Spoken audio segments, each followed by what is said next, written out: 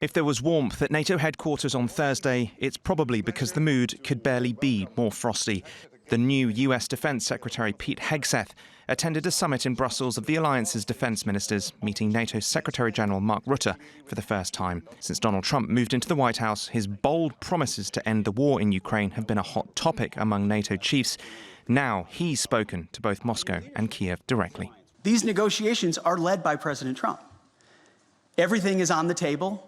In his conversations with Vladimir Putin and Zelensky, a negotiated peace is going to be some sort of demarcation that neither side wants. Russian state television said the call between the two was historic, while the Kremlin on Thursday said it was impressed by Trump's position on the war. But NATO allies are worried, and so is Ukraine.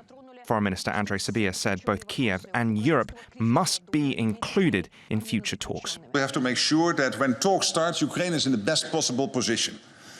And obviously this is about Ukraine, so Ukraine will be involved in any way and whatsoever. Whenever the outcome is there, we have to make sure that Putin will not try to grab another square mile, kilometer of Ukraine. European defense ministers went even further, suggesting Trump had undermined future peace talks by offering up some of their most valuable bargaining chips, including Moscow keeping Ukrainian land it has captured and not allowing Ukraine to join NATO.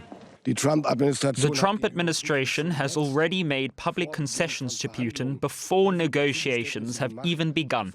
In my view, it would have been better to talk about Ukraine's possible NATO membership or the country's possible loss of territory at the negotiating table first, and not take it off the table beforehand.